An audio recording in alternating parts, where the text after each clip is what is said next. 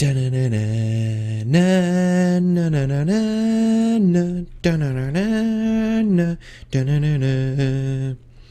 this you crazy mother.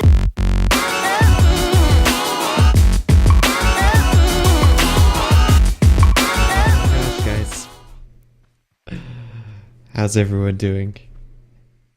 ZHRKS here, back with another scrap mechanic video, and if you looked at the thumbnail at all, and I'm assuming this is why you clicked on it, is because look at this.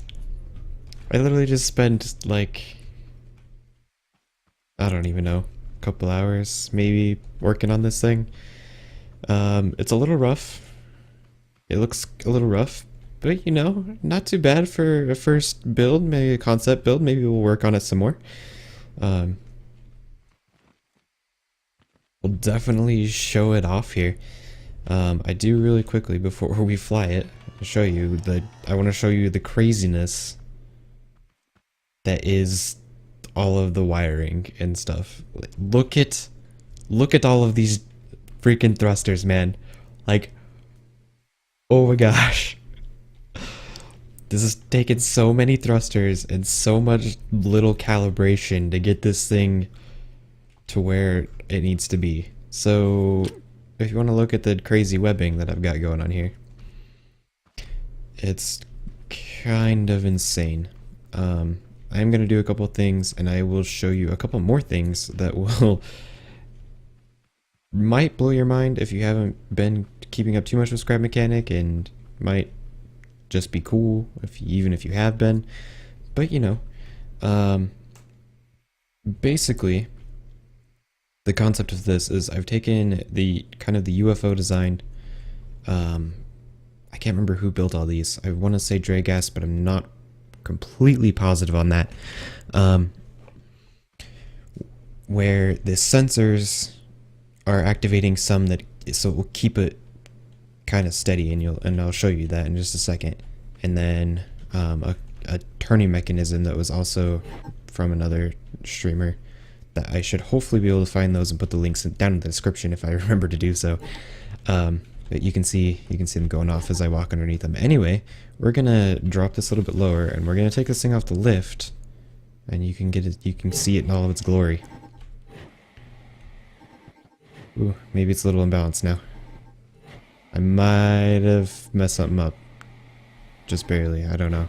Because it does seem to be drifting a lot to the left. Why are you drifting to the left so hard? It might have been a thruster that I just put on. We might need to up the power. Are you... No, all three of you aren't attached here, huh? We might need that one's... this one. That one's all the way up. You? Do you need to go all the way up? This is what I've been doing, mainly, is testing it. That's a little bit better. So it'll kind of keep itself a little bit steady. Now it has a lot of back power, though. I don't know. I need to tinker with it some more, obviously. But if we go ahead and hop in the driver's seat, one of the coolest features that I like in a floating design like this is just being able to turn. Being able to literally just turn. Like, that's so cool to me. I don't know why that's so cool to me. But I could literally just sit here and turn forever, and it'd be so cool.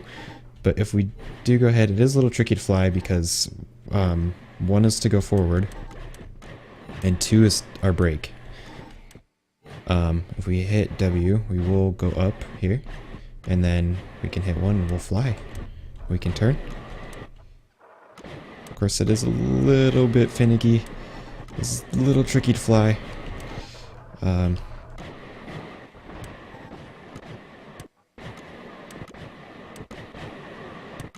Oh man. If this doesn't make you feel like Han Solo, I don't know what will. But man, if you don't know why the turning mechanism works, and if you want to know why, hopefully I'll put a link down in the description as to the description from the actual streamer, but I did have to put 3 of these things, and I will show it off here. So basically the concept is, here, we'll make a lift really quickly, and we will... hopefully do that, delete this, and then grab this on a lift just so it doesn't float away too far, because it is kind of drifting away.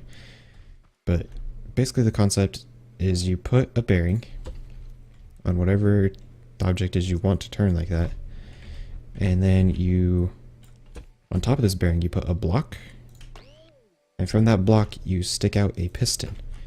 And then on the front of the piston, you have to put this on the face of the piston. Or not the piston, what is that called? The suspension. My bad. My bad. Suspension is what I meant to say. And then you surround all the suspension and this whole block right here. Oh, come on. Go back there. Oh, don't do this to me. Really? Alright, I have to get a hammer. Oh, no, I really broke it. No!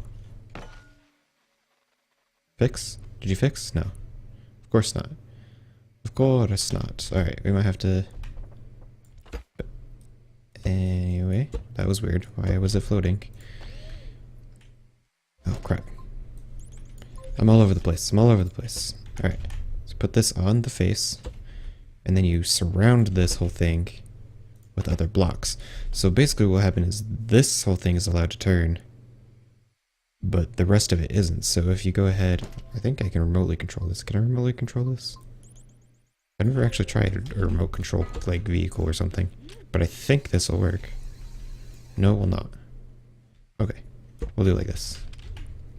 We will go ahead and we'll extend this a little bit, and we'll put a driver's seat. Because easy life, and then boom. And that's really all you need. And then when you hit the direction, it pushes that block into the wall, and the suspension with the block against it makes it turn around, which is super neat.